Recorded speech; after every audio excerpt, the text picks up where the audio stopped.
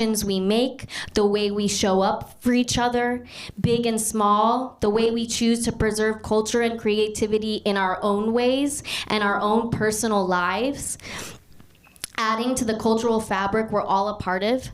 And being here tonight is a powerful act of that. You all matter, your work matters, and you are not alone. These town halls began with a simple belief that true systematic reform starts with listening and education and uplifting the voices and lived experiences of the oppressed, the exploited, and the overlooked, while shining a bright, undeniable light on the beauty, inspiration, and the power of the artist. It begins with truth, unity, and love.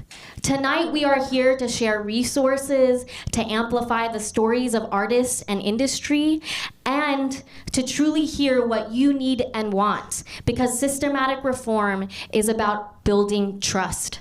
And lastly, we are here to take action, not to just imagine future systems, movements, and technologies that will transform this industry and society, but to commit to tangible, actionable steps we can all take right now to continue to strengthen local culture, support artists and local community in real time, and start shifting power back to creators today while we build for tomorrow. So, thank you so much for being here tonight. Again, so inspired by all of you showing up here in person. I'm really excited about the two guest speakers we have tonight. I have been so fortunate in my time in Austin, I've been here since 2009, to see the beautiful work of both of these women. And honestly, they have both inspired me to continue as a creative. And both of them have supported our community and our creative industry in huge, magnanimous ways. So I am so excited to share their journeys with you and for you to meet them. We're going to be doing the interviews, and then after each interview, we'll have a Q&A. So feel free to ask questions. And after the guest speakers, we'll have an open town hall. So the open town hall is for all of you to voice anything. So you could talk about who you are, what you do, or if you have a show coming up or your business. You can also talk about, well, you pretty much could talk about anything. So it's open to uplift your voices. So again, we're so happy to have you here. Our first guest is Raasin. She is incredible. I could introduce her, but I would love for her to introduce herself. You come on up, yeah, Raasin. Which seat would you like, Raasin? This one or this one? I think this one on the right. That one? That one feels good? Oh man, I love the energy in here. It's amazing. Amazing. I'm gonna let you lead. You want me to start talking? Hold on, no, 1 second. Sorry. See? So I got it. Yeah. Sorry. So I do want to, I met with Raasin a few weeks ago and got to really hear more about her entire story and journey, and it was incredibly inspiring. So I would like to start just talking about how you started in the creative world and in general. I know you had mentioned your family and just your upbringing. It's really inspiring. So yeah. If you want to start there. Absolutely. So thank you guys for having me tonight. Big shout out to Lauren, Bruno. I love your name.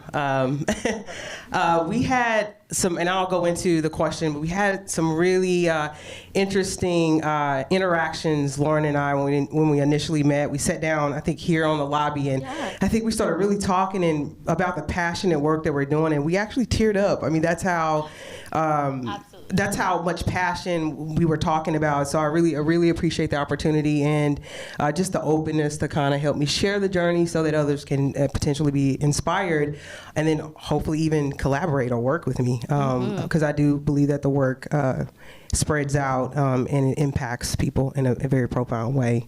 So I reign from Houston, Texas. I got my brother here that came out. Can wave here, Jacob. He's happy to have you. Creative preacher. Yeah, came down from Houston. He put on a suit. So I'm really excited about that. Little brother. But yeah, from Houston, originally from a neighborhood called Sunnyside. No correlation to raising in the sun. It's just I'm born in a neighborhood called Sunnyside. And it's on the southeast side of Houston where the Astrodome sits just off the adjacent to the 610 loop, 288. And I say that because it is the east side of Houston that really correlates to my second home, which is here in Austin. And I have experienced a lot of things that inspired my journey too by living on the east side for at least 10, 15 years of my life. And I originally went to Westbury High School, where originally middle school Johnston, went to a performing arts school, played the saxophone. My dad was a huge artist. He could make anything out of wood. He built stages for the community. He painted signs for the community for barbershops. He lived in 5th Ward, which is north of Houston, Acres Home area. And so he really instilled in me the fight and the will to really use creativity as a platform along with athletics. And we'll go to that in a minute. But early on, I was going to festivals and immersed in the culture early on. Playing saxophone? Yeah, playing saxophone, jazz, singing in the choir. My mom, originally from Sunnyside, we were in the church like every Sunday, and then probably Tuesday, Wednesday, Thursday, Friday, and Saturday too. Wow. Yeah, I was raised in the church. So a lot of community. A lot of community, a lot of just singing and playing instruments and things of that nature. So it was early on very instilled in me to create. So from there, went to high school at Westbury. From there, I kind of got mixed in with the wrong crowd for a second.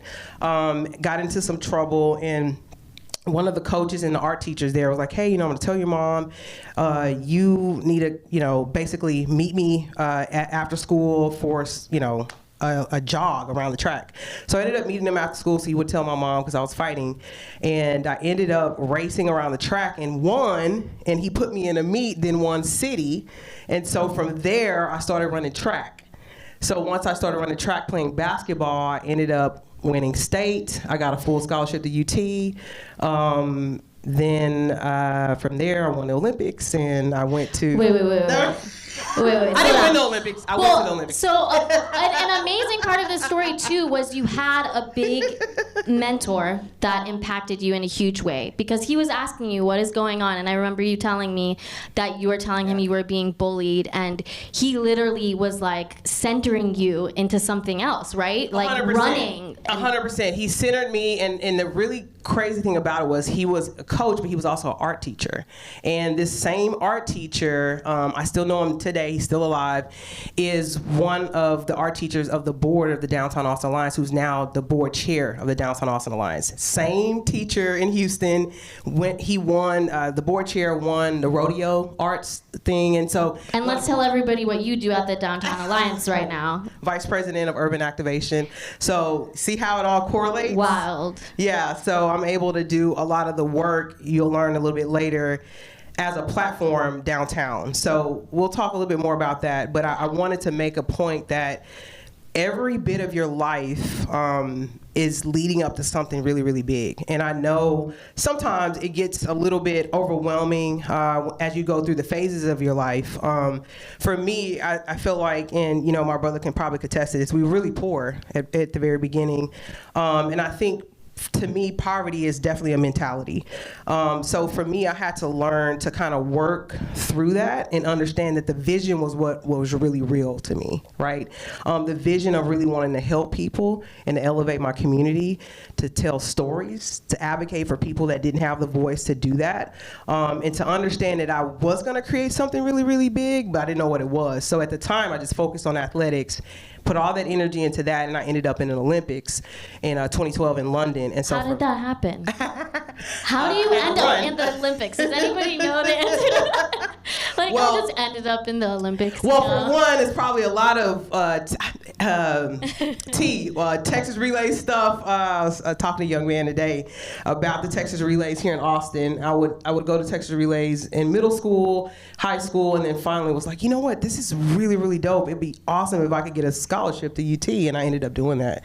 And so became an All-American at UT, used that as a platform to launch whatever I wanted to do, and that's when I traveled the world, began to go to Africa, different places, and the opportunity came for me to run for the Olympics, and I was able to do that.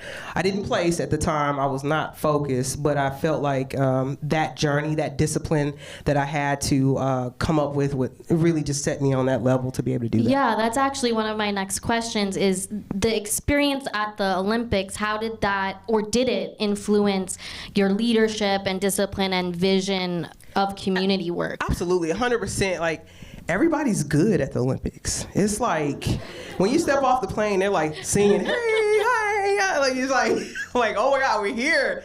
And I'm thinking to myself, you have to be at the very top of your game mentally. And so if I would learn anything from those experiences, is that you have to be mentally tough to be able to withstand a lot of the things that are thrown at you. And I think for me, I became distracted, but later down when I grew up, I understood, I was just distracted. I could have still did something at the Olympics, but I was just distracted at the time.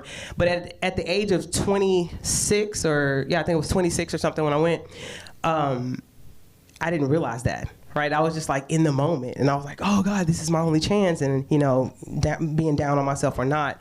But I feel like the Olympics is something that is hard to replicate, and when you have that particular experience with that particular country or city, it's just a memory that just stays with you. And I think oftentimes people, they research about me, they're like, "You said all this stuff you're doing. You never said that you ran track and went to the Olympics." I'm like, "Oh, that was a chapter." Right? That was a chapter that was able to be a platform for me. Yeah. I don't think that I could be the same as anybody else because I went through that. Absolutely not. Yeah, a huge chapter. And can we give a round of applause, please? It's incredible. Now, I don't want to race anybody here. I do not want to race anybody. Don't do this. By the way, after the town hall, we are holding a race. No, we're not. Through the Omni Hotel. Right, racing to that water station. So, well, first of all, I want to comment also on this, mental mind strength, because I'm not going to compare musicians or creatives to Olympians, but what I can say is it takes a lot of mind strength for creatives as well. I feel like we're balancing a lot, especially in this industry today, and it's interesting to hear that from that perspective, because you think as a creative, it takes a lot of balance and you have to really focus and like Tierney Johnson, our July guest, said, it's about seeing the end game. But it takes a lot of mind strength as a creative and working in the industry. So that's interesting. That's a powerful note. And Tierney and I were talking. I was a creative before an Olympian, so that's why I put that little intro in, where I was from and how my dad put that seed in me, right? So, or it was just in my DNA, right? Yeah. Or my gene. But I think for me, going through the Olympics helped with that mental toughness, in which now in the creative industry, in the urban development industry, in the placemaking industry that I'm in, to Tierney's point, I can see the end. It's about the vision, right? You set that goal and nobody can tell you can't do it. I mean, nobody. If you wake up every morning and you work toward that goal, eventually that goal is going to happen. Yes. Yes. Yes. Absolutely. And somebody here knows what I'm talking about. Because, I think most of us. Yes. Especially who knows what, let's raise our hand. Do we know what she's talking about? Absolutely. Yeah. Especially if you have your own company. I think for me, it's just setting that goal. And I think that's what I did learn as a creative and an Olympian. I think as creatives also, the mental part of it, to me, seems a bit easier than when I was an Olympian. You know what I mean? Mm-hmm. But there are challenges, right? There are people that will literally, at least in the industry, you'll learn a little bit later, people tell me no a lot. And before I get 25,000 yeses, I've gotten a handful of no's. Mm-hmm. And so to me, and believe it or not, when I was in track, I understood that track was a world, and maybe in the Olympics, you get billions of people that watch, but I don't think that people just think about track every day, or people even really know about track, or who to, about the, Usain Bolt and all those. But there are a lot of people that work every day to be the best track person, and they make a living out of it. And I feel like, you know, with the creative industry, it feels like a world too, right? I feel like there are people that 100% believe in elevating creatives in the community, but I work downtown and they don't have a clue about it. Right, I have to introduce that world to them, and it feels to me like I'm starting from scratch. It becomes an educational thing, right? And then you have to kind of get people to believe in your vision for a greater cause. Yeah. So, yeah. So let's talk about what was the spark that led you, well, into the nonprofit world, but also talk more about Raasin in the Sun, your organization, and share some impactful kind of moments.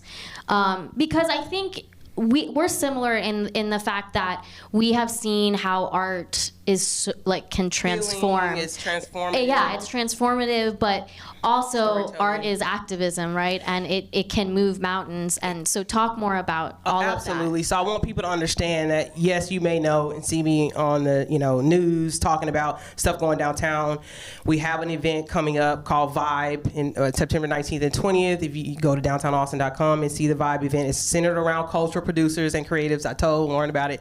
We'll talk about that later, but please make sure. We should talk about that. Yes, so please come out. It's on 6th Street at the Palm Door, so we'll talk about that later. Let's talk about Raasin in the Sun, because I want to, because it's important to understand that Downtown Austin hired me because I was successful with that organization. But at the time, the organization was still in its inception and still new, and the things that I was doing was great, but it wasn't bigger than what they're doing, or the money there. Let's tell everybody what you were doing with Raasin in the Sun, though. I mean, it seems pretty big to me and pretty inspiring. Absolutely. So with Raasin in the Sun, initially the organization was built to really elevate communities through cultural, creative, and community placemaking, and then also beautification. So transformative projects like, I'm walking to a community person's house that's done stuff in the community, and I'm saying, hey, I've got $10,000 I raised, I'm gonna do your lawn, we're gonna paint your house, we're gonna restore your house all in one day. I've done a couple projects like that.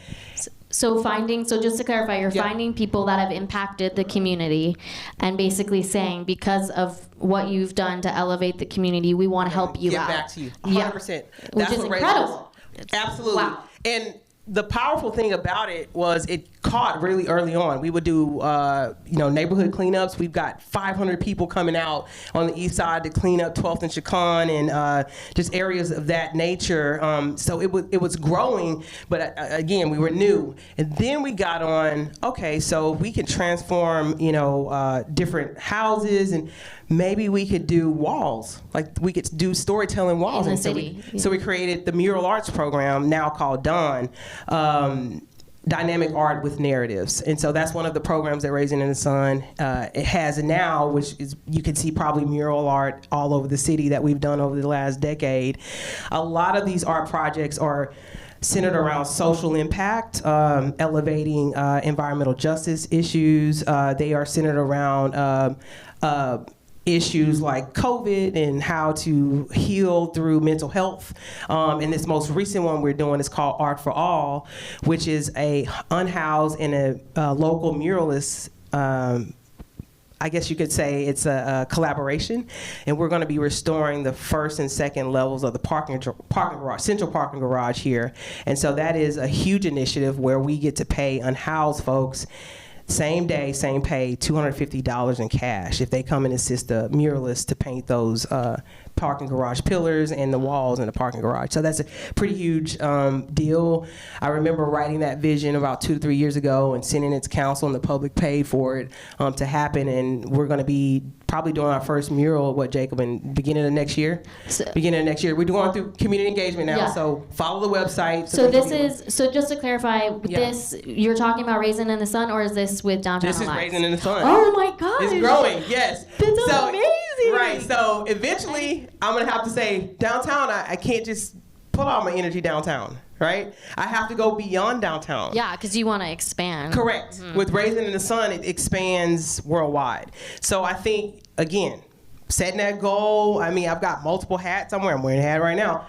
multiple hats right now. I had to get my brother down here to help me clean my house. You know, I can't sleep at night. You know, he's snoring and sleeping. I'm like, dang.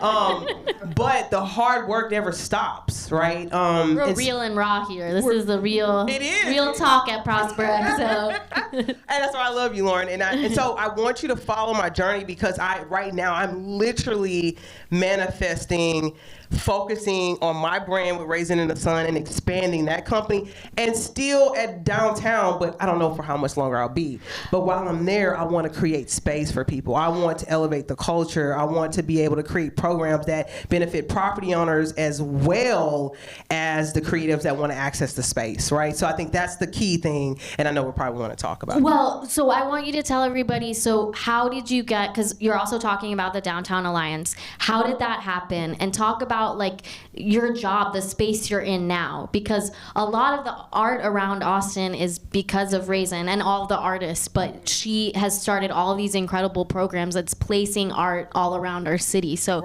talk more about that. So it's important to know that I was recruited on the Downtown Austin Foundation through Raasin in the Sun. So the work that I was doing over the years with Raasin in the Sun, it said, hey, could you be a board of director? So I was a board of director for a year, which I met Kevin, who had the same art teacher, if you were listening at the intro, the same art teacher, who said, oh my God, you know Coach Blanks, he was my art teacher. Yes, Kevin, I do. That's the one that told you to start track. Yes, that's the one that told me to start track. Crazy. So Kevin and I teared up. He's like, oh my God, you're meant to be here. So from there, I stayed on the board of directors of the foundation, which basically was, you know, they wanted to elevate the culture and the arts downtown, specifically downtown within the Pitt District. I was okay with that. After the year, they asked me to join the team. So I joined the team and the staff to kind of help really create the programs to help them be more sustainable with their vision. So once I got in, I was at Director of Parks and Placemaking, did a lot of work there, started to build the programs, created DASA and Vibe and Right on the Walls program just to set them up. And then they moved me to Vice President. So then I was able to give me a team. And from there, I just started teaching people, right? Just teaching people, oh, this is what it is. This is how you do it. This is a process. Don't just throw art up, do a call and encourage people to be a part of it. And it just kind of grew from there. And if you get to come on the 19th on Friday, next Friday, you'll see a little bit of that manifestation of that work downtown. But yeah. What's DASA? So DASA is the Downtown Austin Space Activation. In high level, it's basically an initiative that I created that looks at the underutilized or vacant storefronts or spaces downtown, and we approach property owners with an opportunity to get their space leased at a very low rate, and then we basically give it to the community for free, almost like, you know, $250 a day. You can access a storefront on Congress, right? You can come in there and do your thing. Short-term pop-ups, maybe 1 to 2 days. You can have a space. So it's event spaces. Event spaces, or I would say short-term activations. Activations. And it's one of them's right across the street on Congress, right? Correct. There's one right now called DASA 506, which is 506 sits right across from 6th Street, between 6th Street and 5th Street on Congress. It is open right now. You can go online and book a space for $250 a day. You can come in there, tell us about what you're doing, and if it's, you know, community centered, it's free to the public. And even if you do want to sell tickets, you know, we kind of negotiate that. But you're able to get in there and do your thing. Right now, I'm working on phase 2 of DASA, which is basically creative studios, which you get to have the space for longer than, or at least 6 months to 8 months to 12 months, period. And right now, we're looking at a space on 6th Street, right, that I was literally had to leave the meeting and came back to talk to Lauren because we had a good conversation, but I was going to the site visit to talk to the property owner. So I think in hindsight, I want to share this before we go to the next question. But what I love about DASA is 2 years we launched it ago, and we partnered with Div Inc. I don't know if you're familiar with Div Inc., with Preston. He was at the Capitol Factory. He's also in Houston now, a tech company, a startup tech company. And then so I brought him in to help me understand the activations that were impactful in that space. And long story short, I think success for me is to actually get the space leased. And so once the space gets leased, we're out in like 30 days and moving to the next space. And so the program has been online doing it, and there have been activations almost every other day. Now, the other day, the property owner called and said, hey, I think we're going to lease the space. 2 years, it said vacant, and we were in the space. I said, okay. He said, but guess what? We have another space for you. So come on over to the other space, and then we'll lease that out. So that means the program works. Yeah. Right? So it's just like they want to stay with getting paid, even if it's a little, because if the space is vacant, you're still not getting it, right? You're not getting paid. So that part to me is like, okay, we're going to miss 506, but the program is working, right? The vision of the program is working. So to me, it's success. So keep an eye out on DASA. We're going to keep trying to grow it. What's your vision for that program? So the vision for that program is to really get multiple spaces, to grow it for longer periods of time, to get more small entrepreneur incubator type businesses, and then possibly grow into the next accelerator. Yeah. So it's a long journey, but I think the small victories help, especially when I was in track, understanding those small victories to get to a bigger victory. Yeah, it takes time. And bringing creatives downtown in this space. I think I've had a lot of people come to Capital Factory as creatives and be like, what? Like, oh my gosh. Welcome downtown. Like, yeah, but we are entrepreneurs as artists and creatives. And so we belong in a place like this, and it's been incredible. And even being in the tech world now, and since 2015, being in that world as a creative, you realize that it's a very similar world. And being an artist too, it's about building a brand and, building business and legal infrastructure, which is so important as an artist. We need to protect ourselves, build a business behind our art to make it sustainable. So it's interesting. It is, and I would also add the historical component that, people of color and creatives were in downtown and central, right? And I know people can talk to this, but I know even in Houston it's the same thing. So I think feeling like there is a place for you is very important for me here. So as long as I'm working downtown, and even if I'm not, that's going to be an aim for me, is to bring creatives, cultural producers, communities into spaces like this and make people feel welcomed. No, it's huge. Sorry to mention you again, Tarani, but Tarani had mentioned too, even when he was doing music, well, he's still doing music, but 6th Street was like a place where hip hop didn't exist, right? And it's like there's a lot of spaces, and even me booking music, like you see that, and the more we could bring culture into all spaces, the better. So the work you're doing is very important. So thank you. So we have time for a few more questions. What challenges have you faced? Can I ask that question? Is it an okay question? And what were the questions that you liked? Because I want to make sure we talk about this. I like the one about it doesn't matter, but the future one is good too. The future one? Whatever one. Okay. Yeah. Well, let's start then. What's your vision for the future, I guess, of Austin creative ecosystem, but also what you're doing, like in general? For me, my future, what I see for Austin, and I hope and pray that not another festival is like cut out, that not another building is built without, just cookie cutter, and like not another, Lucy's in Disguise is taken away from me. Like not another one, y'all. We're losing it, like bit by bit. And I don't think people really understand it. But that's our DNA. That is our culture. That is our identity, right? These on-the-ground businesses that make the character of our city stand up and say, come over here where we are and pay and do business with us and spend money and, go to festivals, whatever drew you here, South by, all these things. I pray, that Austin is a culture of vibrancy. It is like, something that cannot be replicated. It is unique. I hope that artists and creatives and small entrepreneurs are elevated here. They are elevated and they're thriving in an ecosystem that gives back to them, right? And finds value in the work that we do on a level, right? It is my vision that art is everywhere, right? And in everything. And art does not just mean murals. Art is everything. My dad told me that it's in everything. And so I have understood that art is many, many, many things. So that is my vision for this city. I'm not going to stop. I might end up going beyond Austin, but I will always call Austin my home, at least my second home for sure. But that's the future. And I also want to understand how to pour into, and I don't want to get too much into this, and I don't want you to start making me cry about this. I was going to say I'm about to cry Don't again. you do She's this. making me cry. Let me tell you, we have got to get into schools, y'all, because in the school system, I have a friend, she's an art teacher, and, middle schoolers and for a lot of public schools and as well as high schoolers don't believe that they can do the art, like beyond high school. Right? There's no curriculum in there that tells them, hey, these are all successful people, and it's not like 20,000 stories you have to climb, right, to get to it.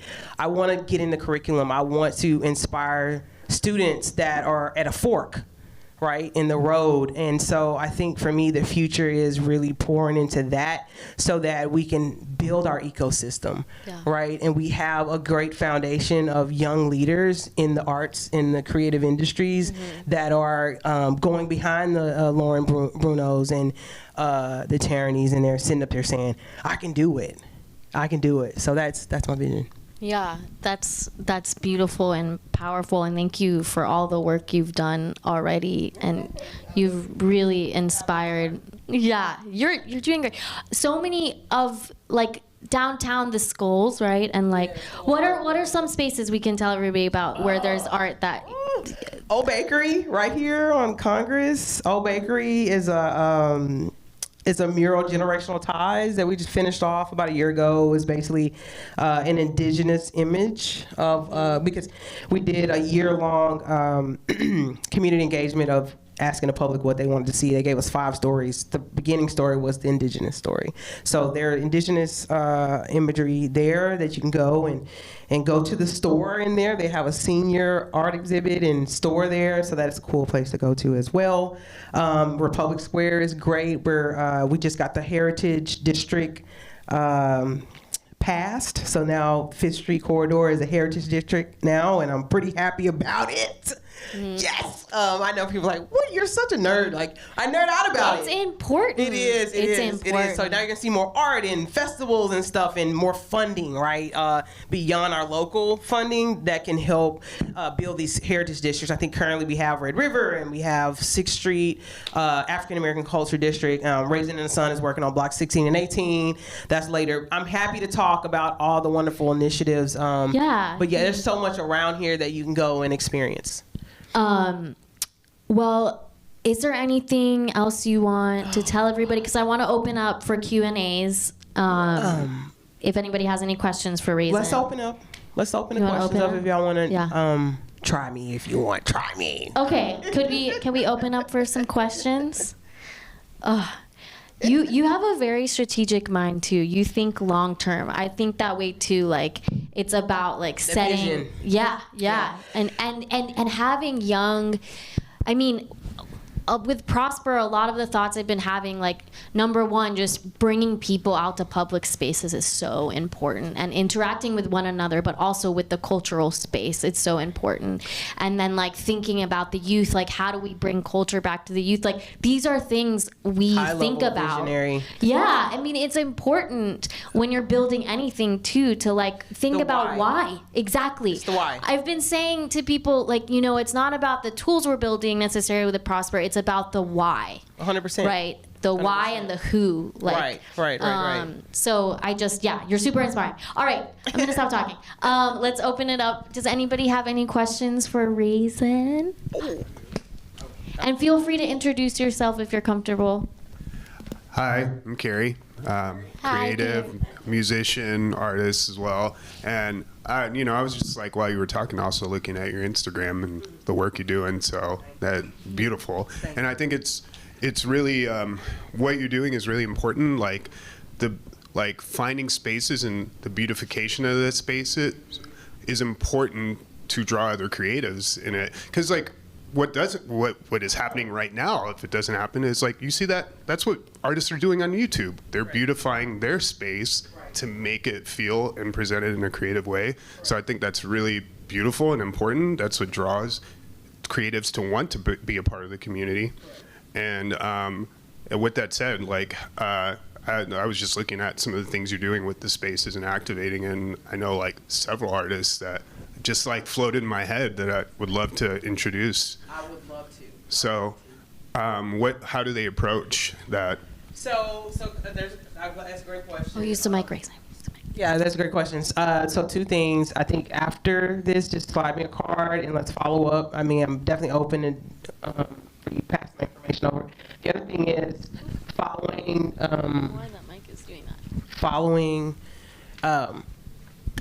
Following the Instagram and following the projects. There's 2 platforms. There's raisinthesun.org and then there's downtownaustin.org. So upon that, downtown Austin, if you need space downtown, you can go onto that site and it gives you all the information you need. What we basically want is you to just general application. So we can get your name in there, we can know what you do, and then what I like to do is just plug you in. Like, because I get opportunities all the time. I'm not on the ground doing it. I'm trying to get the money for y'all and opportunities. And so when you and your friends are ready to go, plug you in. You're the professional, you're the expert, you already know how to do it, and we have funds to do that. So to me, it's just about coming to stuff like this, networking more, because, you know, I don't know if Heather believes this or not, but you get tired. As soon as we were back there, we were like, oh, we get a little time. She's on emails and stuff. Like, it's like, it gets tiring. So for me, it's just about understanding where the resources are, plug in. I'm in a position of power currently, and I'm opening the gates. I'm opening those gates because I know it creates value. Appreciate Yes. and the work. So apply online. Yeah, apply online, in person. And then for Raisin in the Sun? Both. Both. Okay. Yeah, both. There's opportunities on both ends. Because right now, Raisin in the Sun is growing, and I can't lie, I just hired 3 or 4 people. That's amazing. So yeah, so it's growing. So I have to say it's on both ends. Amazing. Wow. Thank you, Carrie. Does anybody else have? Oh, we gave to you right here. Right here, and then breaks. Hi, Raasin. Hi. My name's Liam X, and Liam. yes. Wow, that's cool. Liam X. Thank you. Amazing. I was thinking about what you were saying about how we should connect with the schools, and it reminded me of when I was visiting my elementary school in Los Angeles. I just stopped by to see what it looked like. It was so much smaller than I remembered as a kid, but I spoke to some of the ladies at the front desk, and they were telling me that they need more poets to come and more writing, programs in the school. And I was like, oh, I actually live in Texas. I'm not even here right now. So when you say connect with the schools, can you elaborate? Because I'm just thinking, like, as a singer-songwriter and a poet, how I could serve schools. That's a great question, Liam. So this is kind of twofold. I think what we need to understand is that if your child or your cousin or somebody you know or is in public school, and I'm saying I was raised in public schools, it is influenced heavily on politics, right? Depending on who's in leadership, which sucks. Because sometimes you may have one year a program that elevates creatives and next year you don't. You might just be in a school that doesn't care anything about any creativity. What I'm asking is, if you are a person that is in this industry and you have a talent and you can go back, give back. Students need to see an example that's not in high school. Like, they don't want to see their teacher, right? So it needs to be somebody that comes from outside, coming back in, whether it's a talk. They need attention. I'm telling you, like, if you spend in a year, you visit once, it makes a difference. Somebody in that school is going to be like, oh, I remember seeing this, I can do it. So even if it's reaching out to a teacher and saying, hey, I'm working on this, how can I come in and talk to the students or read them a poem? I guarantee you're going to change a life. I'll say this, currently we're working on, with Raisin in the Sun, an initiative called Blue House Project, which is Palette to Purpose. It's basically a tiny home we put on an underutilized lot, and that home has it has its own electricity, which is solar powered. Correct. And we have a bathroom on site. this is the third year we've done this program. Basically, we take artists in for 6 weeks. So the artists come in, and then they do their thing. They have an event. They connect with the community, and they've been successful over the last 2 years. This third year for Palette of Purpose in the Blue House, we're doing an educational component. And so we're reaching out to local schools, and we're connecting the student to come out to the site, to the exhibit, right? And visit that artist, and they paint together, they're doing things, and then also the artist goes into the school and talks to the kid. And this is literally my vision, so I'm so glad you asked this question, because I can't talk to anybody about it anymore. I have to start doing it, right? So I have to make programs to help artists to connect on that level, on the education, into education. So that's a great point. Yeah. And you also are talking about something really important too, just about doing it. I want to find out if there's more programs. I know there's Love Hub, which is a woman in Del Valle. Love Hub. So they cut the art program out and sports program out of many public schools, right? What you're talking about. And similarly to you, like this woman, she started this organization that went into the empty theater at a school and basically repurposed that and was bringing in programs. So, but my point on telling you that too is that like we all have the power to do. Yes, don't depend on the government, or don't depend on something that's out of your power, but within your power, make that difference for the student. Exactly, yeah. So like connecting with someone like Raasin, or just finding organizations that are doing mentorship, or like I would say too, I know you didn't ask me for advice, but also just going to schools and seeing if they need mentors, right? Yeah. There's like an incredible program, Dub Academy, and they have a lot of like mentorship for like electronic music and DJs. Like a lot of the time it's like, like you'd be surprised just asking like what 100%. Happens. Yeah. And the teachers would love it. I mean, they need some relief, and yeah, those kids run them ragged sometimes. But and art helps. Art and sports help. Yeah, like, yes, they love it. They love art and sports. So. Okay, that's a great question. Any more questions? Oh, Briggs. Yeah. Hey, Raasin. My name is Briggs Jackson. Thank you so much for coming today and sharing. You're doing so much exciting stuff. Really inspiring. You mentioned that most of the stuff that you're doing, at least with the work that you're doing, is very place-based. And I was just curious to know if you're doing any advocacy work around things with something called the Agent of Change principle. The Red River Cultural District is the only cultural preservation zone that has the Agent of Change principle. It protects independent venues from soundproofing requirements from new developers when they come in. And so you mentioned that you're coming in and establishing more heritage districts, which is super exciting. Do any of them have any venues? Is there any work to just make sure that where we go, we can expand that theory that has been advocated for? I love your brain right now. Like, this dude, oh my God, he's incredible. He like took it in this. He's like over there, and I'm like trying to catch up over there. No, I think everything you're saying is absolutely correct. For the Heritage District on 5th, we just got it established. But yes, that needs to be implemented. They're literally creating the board that's going to govern it and who they're going to hire. Of course, with Nicole over there at Red River District, they have been established for a while, I think, or they just started getting funding or something like that. She's doing the work. But yes, I do think specifically there needs to be things in the development, in the code, because what's happening is, besides them getting torn down and being priced out, to that point, they're building inside and don't care about it.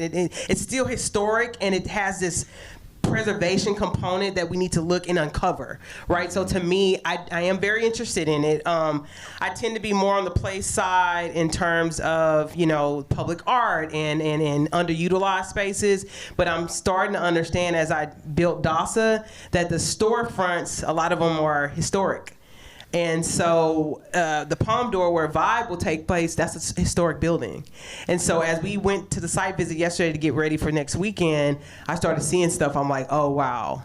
what's going to be happening here? There's development coming. Like, what's going to happen to this building? So I think, to your point, I want to dive deeper into that, and I appreciate you for bringing it up. But currently for the 5th Street, no, we're not doing that yet.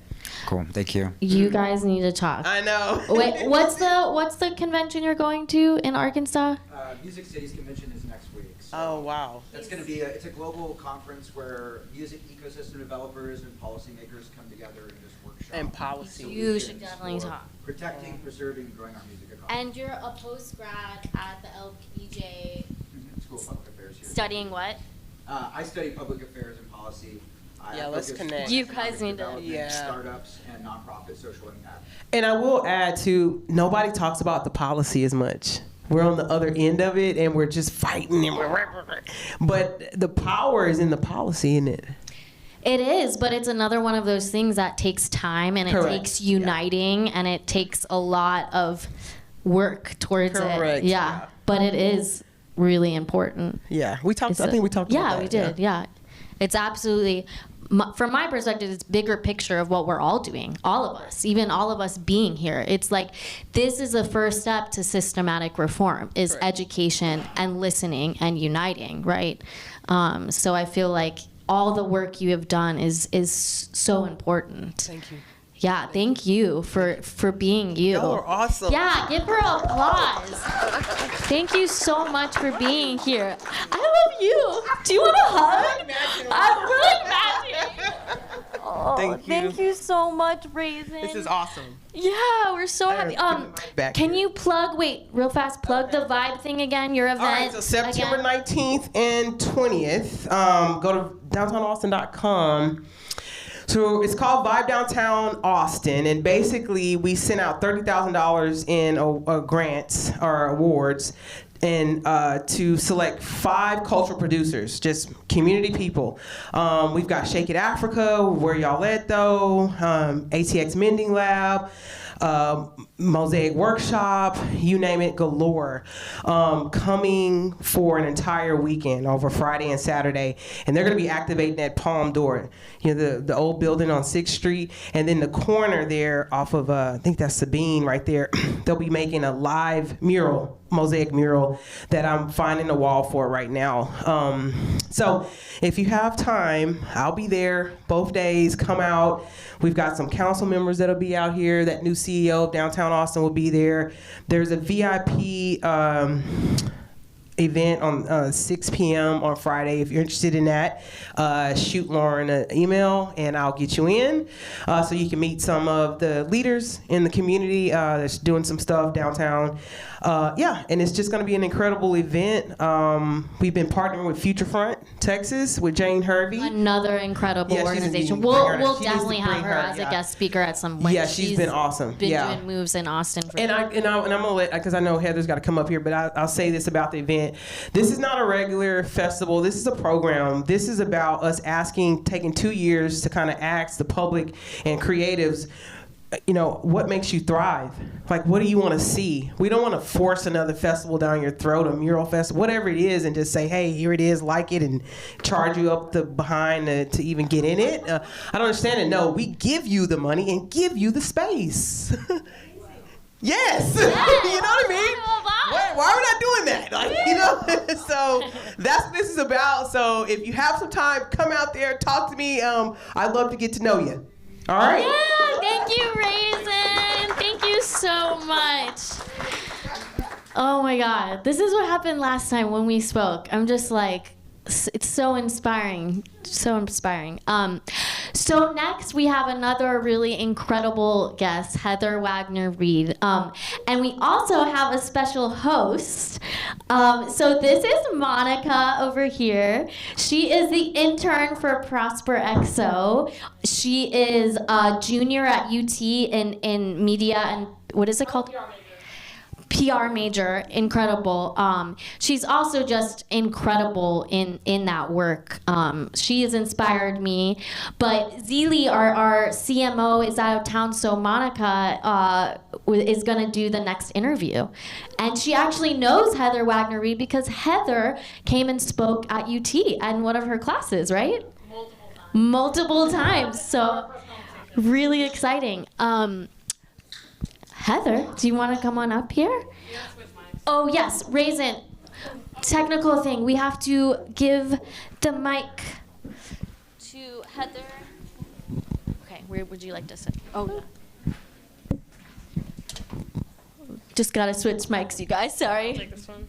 Do you need help? Nope. You got it? Feel free to grab some more refreshments while we switch this over. Yes, thank you, Kate. Oh.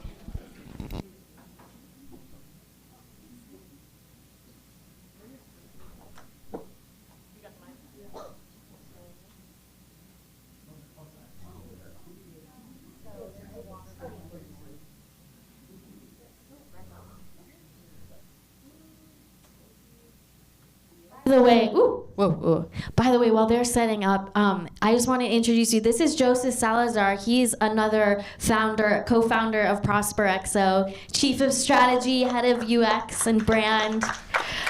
Johnny, over here, our CTO, our chief technological officer, another founder. We've got Devin over here, our data engineer, God, and many other talents. Also teaches touch designer classes at Dada Lab. Woo! And his sister Courtney, who is now helping us as well with graphic design and brand genius. Am I forgetting? Oh, and Gabe, our CPO, right here, chief. They've all helped put this together. They do every time, so it's really a team effort. So anyway, Heather. Oh yeah, you still need this. Okay. Awesome. I'll leave it to you. Okay. Hi, guys. My name is Monica. As Lauren already said, I'm an intern. I'm a PR major at UT, so Moody College of Communications. If any of you get it, probably, I don't know. So if I sound like I'm 20, it's because I am. Let's just open with that. Yeah. This is my first time hosting anything that mattered. So it's gonna be touch and go. Just prayers for me. I love this. Okay. So again, Heather. Quick spiel about Heather. Heather's the GOAT. Okay. Heather is the PR GOAT. Okay. And I know this because I'm a PR major. And why has she spoken at like half my classes? Like she's the first point of contact for like every professor I've ever had, which means something. She's the GOAT, period. She's been running Juice Consulting for 18 years? Yes. Is it 18 years? Yes. And before that, she worked for Beyonce, if y'all didn't know that. Yeah, and now she's working for space stuff. Whoa, what does that even mean? We'll get into it. Heather, tell us, how did it begin? Okay, first I gotta say, you are a natural. This is gonna be a very entertaining and good conversation, so It's my degree. Yeah, you're doing it. I love it. First of all, I just want to make sure everybody can please come sit if you want to. Don't worry, we're casual here. So how did it begin? Yes, how did it all begin? Okay, Let's well, my mom met my dad. They fell and they were in love. Yeah. No, I was born in Pennsylvania. Grew up with a very musical family. My grandfather was an opera singer who sang in 5 languages. My father and my uncle both played music. My uncle was in 5 different bands, polka music, Pennsylvania stuff.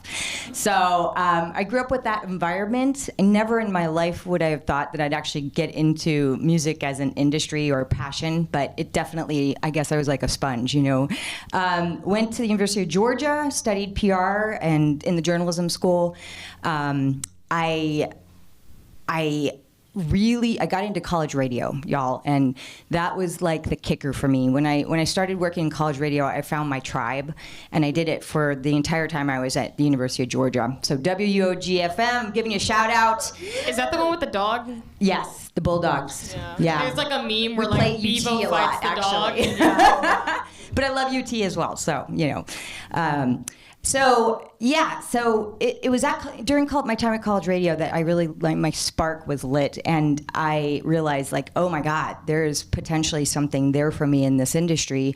Quick story, I was the student-run station. I was the promotions director, and I get a call from the Beastie Boys publicist, and she's like, hey, this is Lexi, and we're doing this thing in Atlanta. Can you do some on-air giveaways for the Beasties? And I'm like, yeah. And that was just my jaw-dropping moment, because I used to listen to the Beastie Boys when I was in 7th grade. They were like one of my favorite bands. And so anyway, go to Atlanta, and then she treats me to a backstage experience because I was running promotions. And I got to meet the Beastie Boys in person, and it was just me and those guys like hanging out. And I was like, what is happening to me? This is crazy. Anyway, fast forward, and I'll make this quick.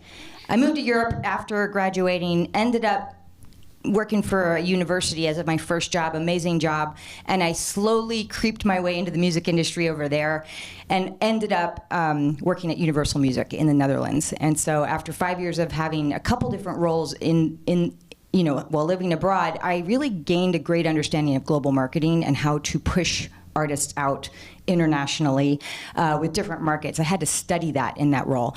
And it ended up that I started to notice that a lot of American music was so prominent all over Europe and Asia and the world.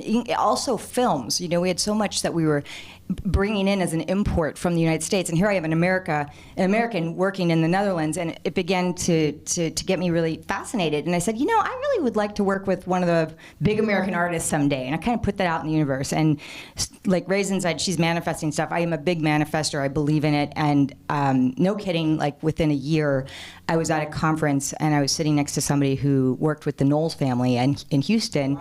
And he's like, you get it.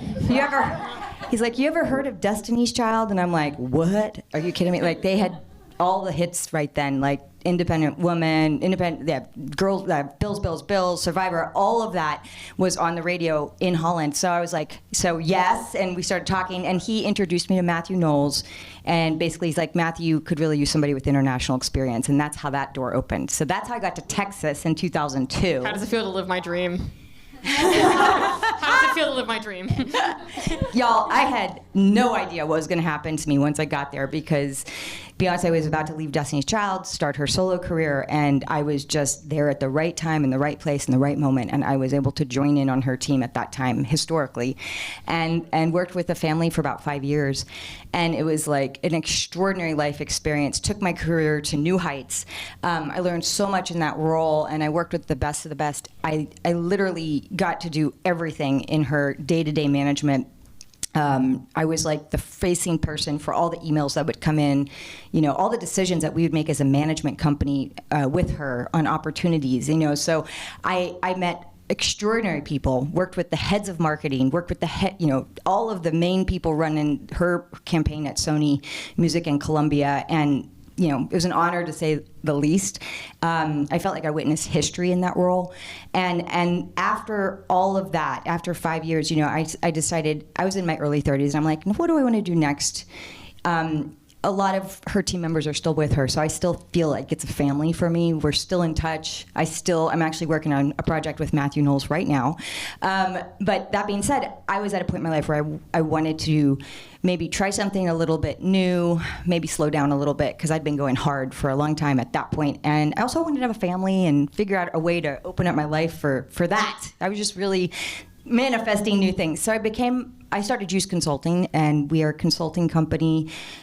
We were a one-woman shop when I started it in my bedroom back in 2007, but now we're a PR and marketing agency. I have a team of 5.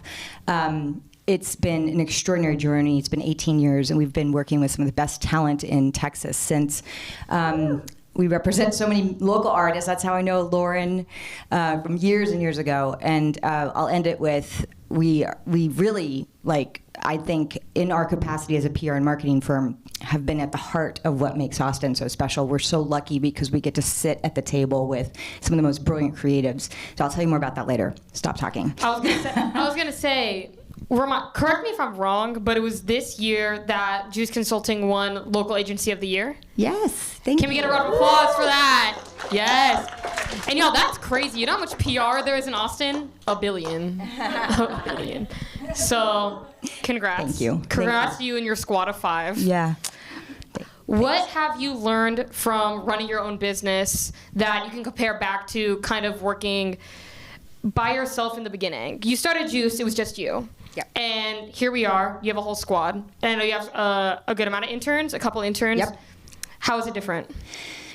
Well, definitely one thing I realized when I started the business and becoming an entrepreneur is like you can grow incrementally as you build the business. So you don't want to bite off too much. So I grew person by person over the years, and I was slow to do it too because I really wanted to make the right moves. I've always bootstrapped with the company. You know, there was never a fundraiser or funding source other than myself. So we've grown to reflect the client base, and a lot of times I've hired from within. So people come start with us as interns. I teach them as much as I can and give them all the insider baseball. And if somebody's really good in that role, it's really hard to let them go, you know, once you do all that training. So a lot of our team, in fact, all but one of our team started as an intern with Juice.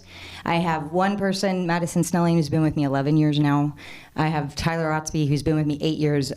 Jackie Mackey, who's like going on 5, and Sophie Niles, who's going on 4. It's crazy, y'all, and it's like a tight family. You know, if we've been working together that long, so we know each other well, and it does feel like a work family for sure. But we're always looking to hire and grow. We really, really are always looking for talent. So we have a very robust intern program. 18 years running, guys. I'm 20. What does that mean? So again, you've seen 18 years of growth. That's a whole adult. That's a child. Is it everything? Where you are now, is this where you thought you were going to be 18 years ago when you started it? Absolutely not. I would have never thought that. No. I thought it was going to be another chapter. I would say for better or for worse?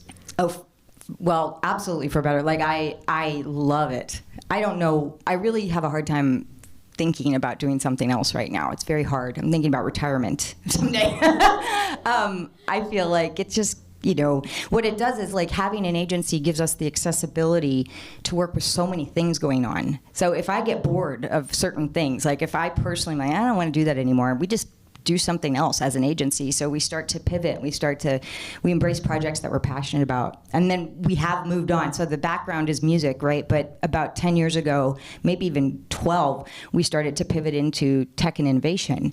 And we started to work on all these cool projects that are happening. And let me tell you, we're sitting in the middle of it here at Capital Factory, but there's so much going on in this town in tech, as you guys know. And there's also, you know, the film industry here is ginormous. So we definitely love doing film projects. We work with so many nonprofits, both music and in the arts. Our nonprofit client base is massive, and we work with government clients. We work with a lot of international governments, especially during South by, as they come in, they need boots on the ground. So we've just started to open up our client library to different things, and the latest and greatest is the space industry stuff, which I'm very passionate about. I'm as passionate about that as I was the music industry when I first started. That's the thing I'm really into right now. But we still do it all. I need to hear about the Space Workforce Incubator. I need to hear all about it. This didn't really exist when she was talking about my class. Like, it had just started. So what's the update? How's it going? Oh, thank you. So I was very fortunate. Like 2 years ago, I went to a conference at NASA through a leadership group that I'm involved with, the Texas Lyceum.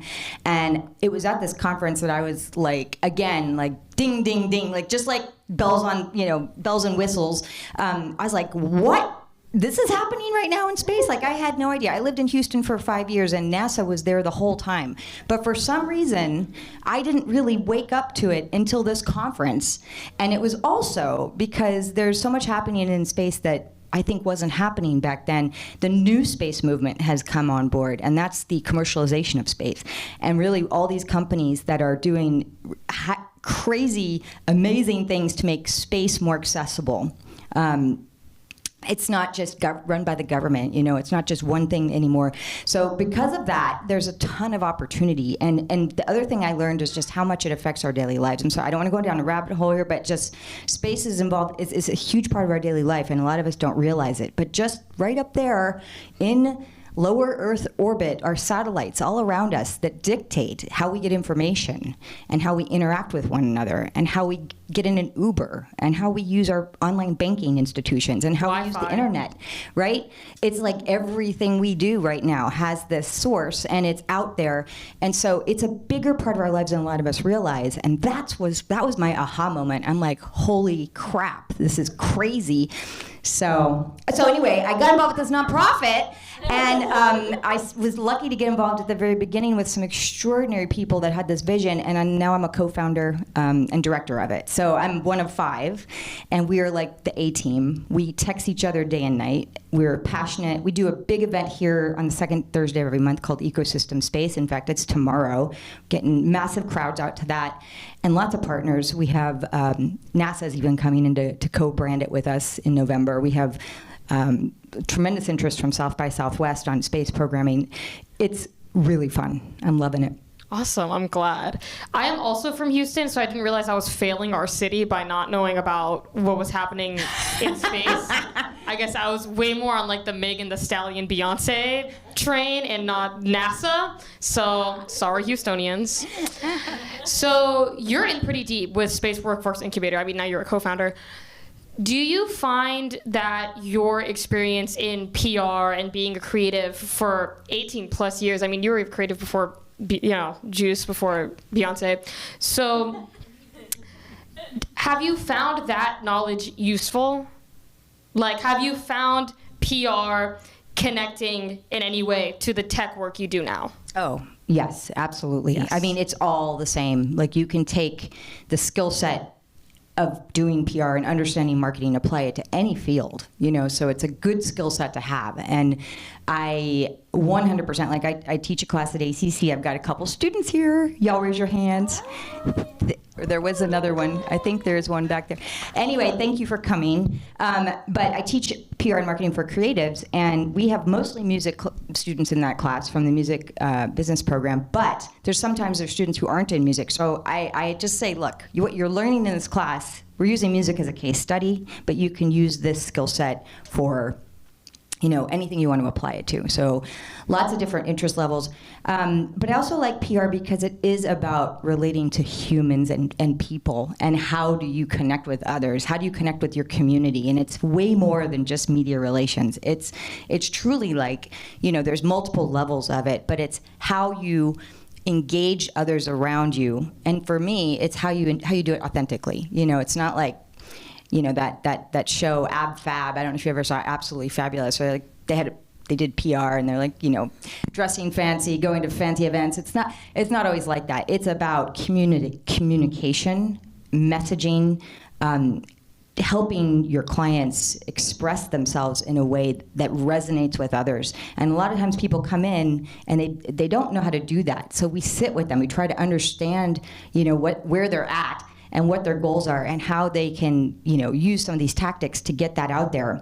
But for me, it's like, obviously we have to be passionate about our clients. And we have I see one of my clients right there. Hi, Kara. Passionate about our clients.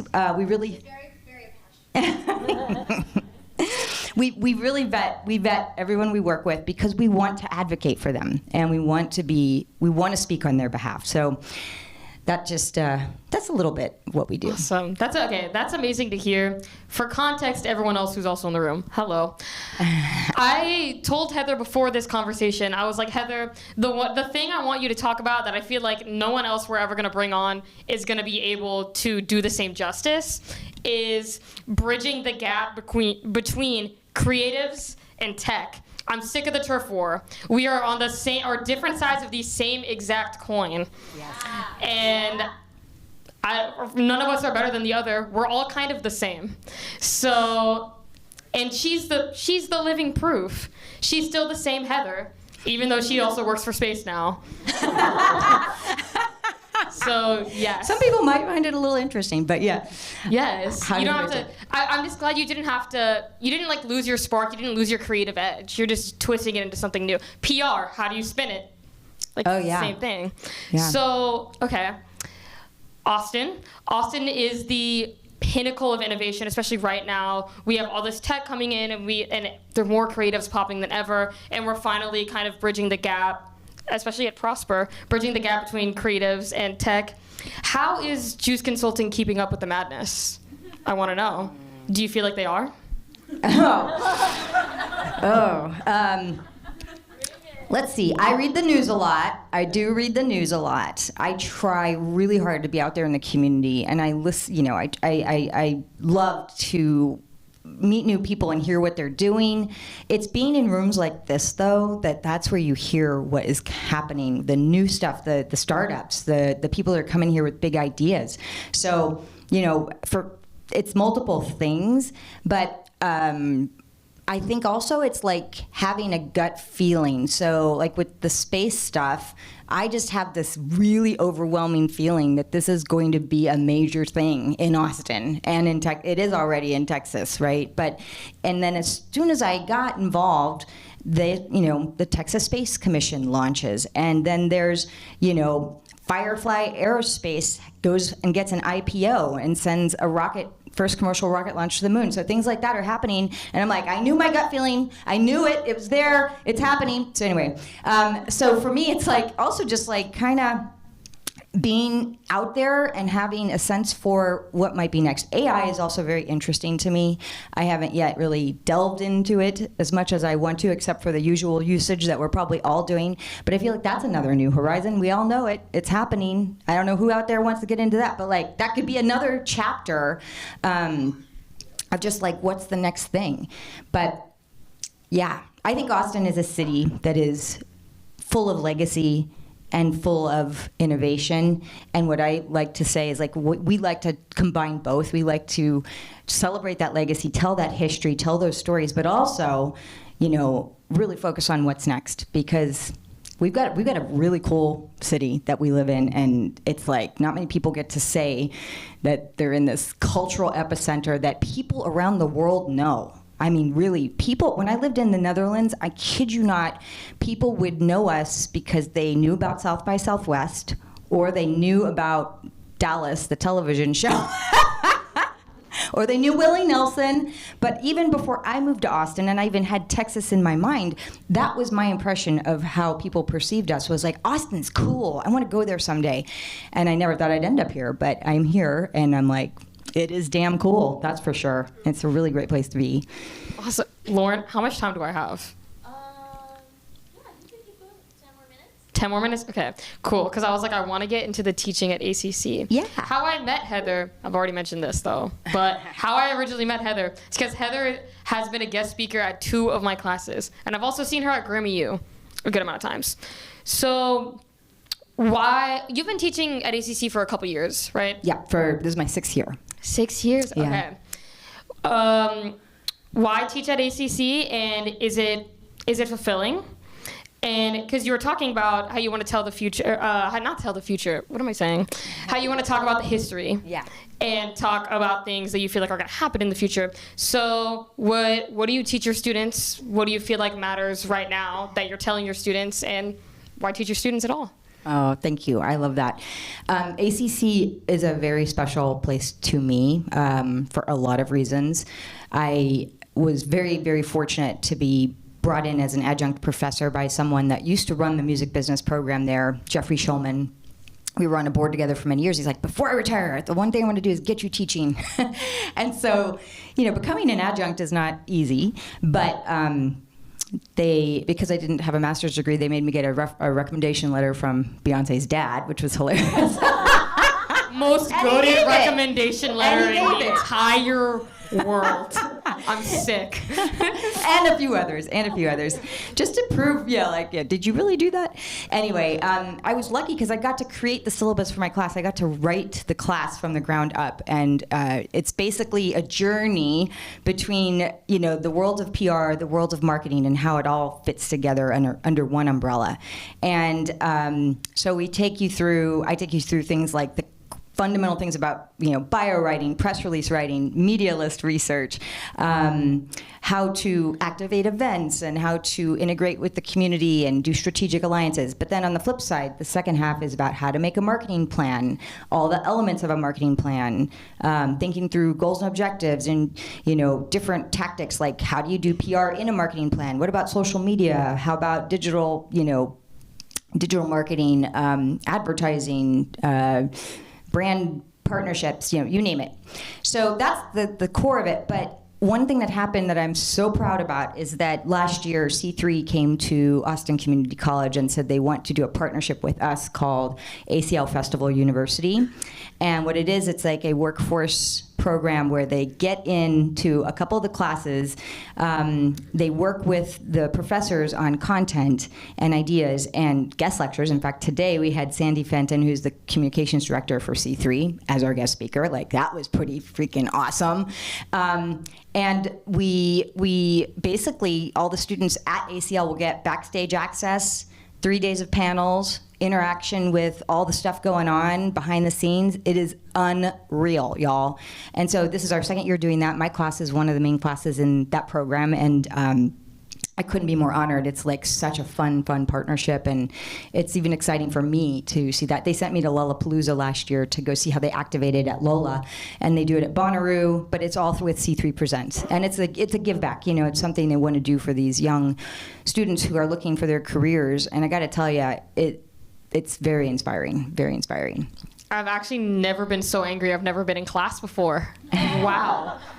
Wow. I regret asking, actually. Okay. I'm going to ask you one last question because we got to get into the Q&A. But, okay. On the topic of you teaching, let's pretend that I'm your student. Okay. Right here. Yeah. Right. Heather, I'm 20. I'm a PR major. I'm trying to get into the music industry. The job market is scaring me. I'm only hearing horror stories. Yep. I've had a couple internships. Don't know if they're going to be enough based off of, again, the horror stories of my friends who have already graduated college. What more, as a woman in this creative space, in the music industry, can I be doing right now? More of these interviews, girl, because you got it. You got it. Seriously, put yourself out there. You're going to get hired. Yeah. You got some talent there. Seriously. So, I mean, what you are doing it. You're doing internships. You're putting yourself out there in front of people. Like, that's the first step, is like doing bold things. Like I gotta say, like, every single door that has swung open for me was being in a room like this. Every single time I've had a career opportunity, something like this. So it's getting around those decision makers.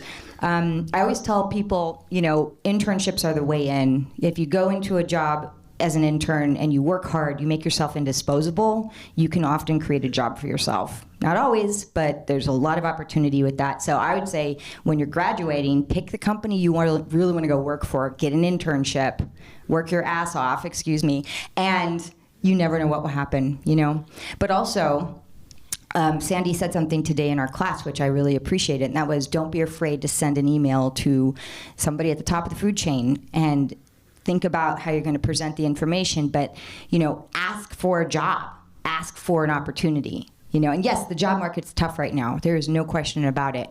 But good people are still needed. We, as employers, need good people. I'm constantly looking for my social media expert that I want to hire. I'm constantly trying to fill that role, because that is a job that we have and have had.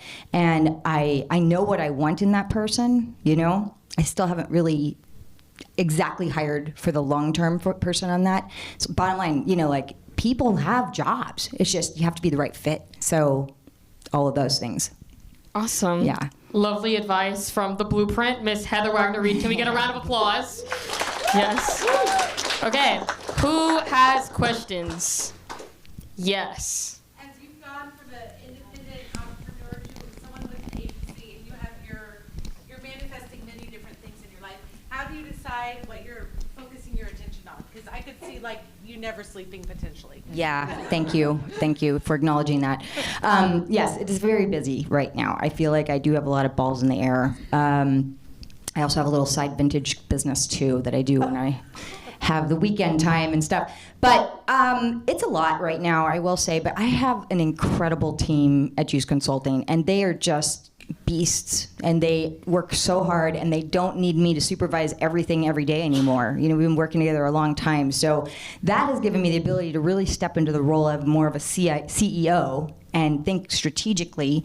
And then as far as ACC, I teach once a year in the fall, so that's just, you know, my commitment there, and it is busy during the fall, but somehow, you know, when you have all these things you love doing, you find time, you know. And I even have my partner Dave over there is also a huge part of my life, and we find time, we squeeze it in. So, by the way, Dave worked for the Olympics. I'm just saying that because you need to connect afterwards. Yes, you do. He's an amazing tech guy. Very good networking right there. So, yes. But, you know, I also have 2 kids, and my kids are my heart and my priority. Whenever they come home, I don't want to be on my laptop. I don't want to be on my computer. You know, I'll work till 5 o'clock, 6 o'clock, and then I'm like, try to make dinner and be present for them. I might get back online after they go to bed, but I could not be more happy to be involved in all these things. I don't know if I could give up any of them, honestly. So, and I say no to things sometimes. I've learned to say no. When do you say no? Well, you know, somebody's like, "Can we go have lunch?" And I'm like, "No." I think I asked her. I asked her that exact question when she was in class. I was like, "So when do we pause?" Actually, so. I'm not saying I don't do lunch, but you know what I mean. It's just there's so many hours in a day, so it's just. I do love helping other people though, and I love mentoring people. So if people, I tell my class, text me, and that's crazy. That's crazy to say text me, but that is the way I will respond. And if you need me to help you, I will help you. It's not that I don't want to be there for people. I absolutely do. I take calls in the car a lot. I do, and I want to be a resource, but it's time is precious. Ain't that the truth? Okay. Who has questions? Okay. Mike is moving. Okay. Hi, I'm Mary Liz. Hi. I also go by Anu. So I'm a producer of music, films, experiences, and I work in the space industry. Hey! All of my work is really centered around a lot of the philosophical feelings that I find very inspiring by space travel. And I was a touring musician with C3. Wait a minute, you text LinkedIn? Yeah, LinkedIn. Hi. That's me. Hello. I'm sorry, I'm using other people's time I've been really, really excited to talk to you because this intersection is so unique. Yeah. But I have so many questions. I'm a new mama too, and so this really inspires me, and I just wonder how the hell do you do that? But I'll leave that for another time. You're a new observer, fairly new to the space industry, yes. Right? Yes. I am so curious because I entered back in 2016, 2017. Yeah. And now I'm trying to figure out how do I have my toe in both worlds, music, space, and feel more cohesive. To me, the difference couldn't be more vast. And I'm just curious, your perspective and what you want to bring to the space industry. Yeah. Oh my God, great question. Because it is a little bit of an identity crisis right now. Yes. It's like, oh my God, I got these things I love. How do I merge them? And it's like, you know, we do marketing for a living. So like, I'm trying to talk to my, I'm like, what do we do? How do we explain this? Well, I appreciate that question so much, and we're going to be very good friends, I know. I love that Iceland thing you're doing, by the way. So the best way I can explain it in the terms of our agency is we are at the heartbeat of what's happening in Austin, and we don't, you know, we're not really industry specific, although people know us for the music stuff. The way Leon Van Stone, who's our co-founder and really one of the primary 2 people, him and Jeff Tudor at Swift, who started it, he says, Heather, we need spaces for everyone, and we need someone who knows how to bring that message to the masses. It doesn't matter that you don't have a space background. You know how to do messaging. You know how to advocate and cheer something on. And he makes me feel very comfortable in that role and has made me feel welcome, which is amazing. I went, though, this past year I did a certificate course at MIT about the new space economy because I'm like, I don't know how to talk about this. And I loved it. And I was like, it was something totally new that I never thought I'd do, but that helped inform me a bit more, and I get more and more comfortable every day in that community. But girl, I have so much to learn still. But yeah, it's really more about like bridging the message that Swift really wants to do. We want to help create jobs.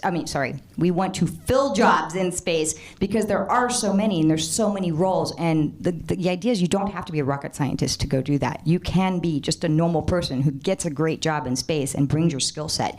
And that's part of what we're building. So I'm a good example of that. Yeah. Anyone else? Going once. Going. Oh, okay. Hey. Lauren.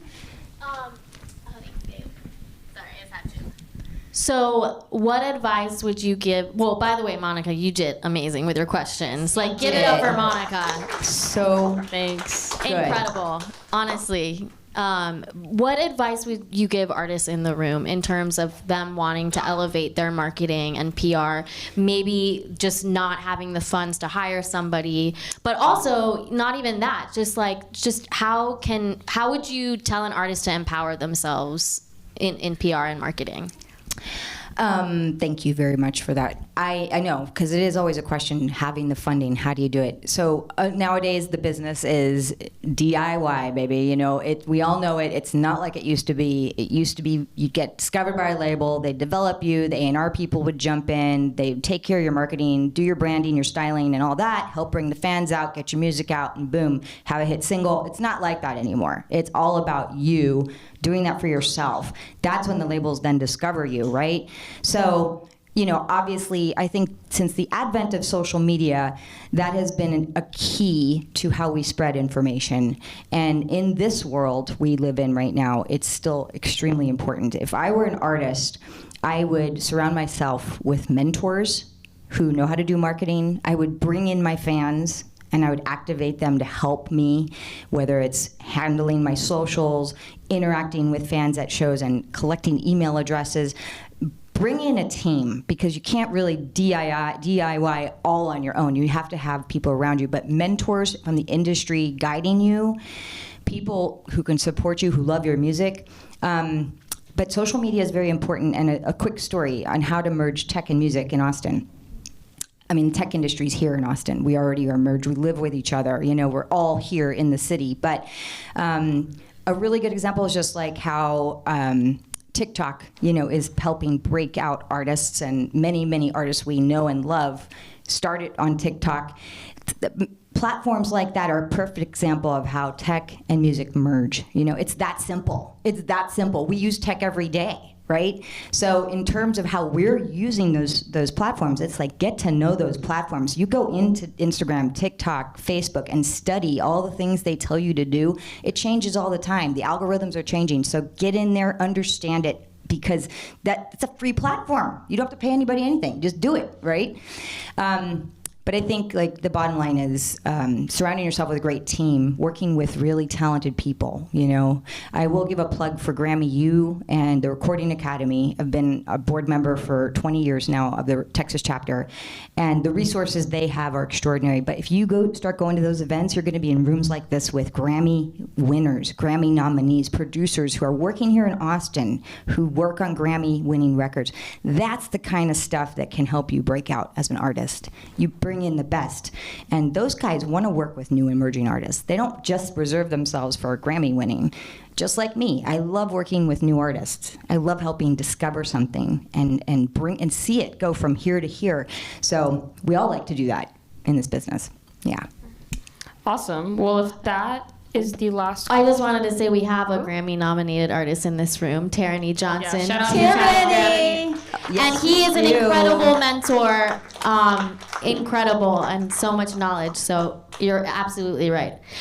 Go ahead. If that's all for questions, then he has a question. Guys, wait, stop. So you mentioned that you were having difficulty filling your social media position, and I was curious what your standards were that when you were having such difficulty doing that. Believe it or not, we all know how to use social media, but there are very few people out there who understand all the platforms really deeply, and not just from a content standpoint, but from an advertising standpoint, engagement standpoint, growth standpoint, all that. There are agencies out there that specialize in that, and there's experts of professionals, but when you're trying to hire for a singular role of somebody that can do that, finding that skill set's hard. I tell my students all the time, like, if you really want to get a job, like, go learn how to do that, because so many companies need it. And so there's just a value add that a lot of people have. And also it's like, for us, because we work in with so many amazing clients, I want somebody who understands our culture as a company and can speak on our behalf. I mean, the brand voice of Juice Consulting is very important, right? So, understanding like how to cross connect all these different sectors and still make it cool, that's very important to me too. Thank you. Yeah. Are we gonna have an outro? So next is the town hall section. Do you wanna Okay, lit. I would say probably you, because I don't know what to say. Well, give it up. Heather Wagner Reed, everyone. Thank you, Monica. You rocked it. Thank you for coming.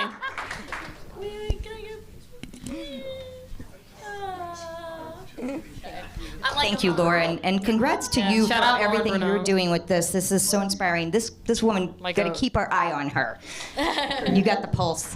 Thank you. Thank you, Heather. Thank you for taking time to be here. This last portion of this town hall meetup is just opening up the floor to everybody. We call it the town hall portion. So if you want to say who you are, or what you do, or talk about what you think should change in the industry, or what you would want to see in a technology built to help you as an artist or an industry. Honestly, though, I just want to know everybody, so does anybody want to speak at all? Oh, also, did anybody fill out those icebreakers? Anybody? Some? I always forget, but also, if anybody wants to read, there was 2 questions. One of those is why you love music, and the other one was like, what's your ride or die, deserted island, band or album? Does anybody want to share those? Wait, ride or die band? Yeah, the question was like, what's your ride or die band or album that you would take to a deserted island? I'm Paramore's biggest fan. I'm Haley Williams' biggest fan. You can Amazing. Yeah, but anyway, the mic is open. You guys can say anything. You could share. One story. I back when I was touring in an indie rock band, I played at CBGB's with Haley Williams. Watching her, she was so young then and pacing around, telling me, this was like early 2000s, like 2005, 6, somewhere. Yeah, she was pacing around nervously backstage going, I think I'm going to throw up. And I was like, you got this, girl? Like, that's, yeah. So there's a little story. Anybody else?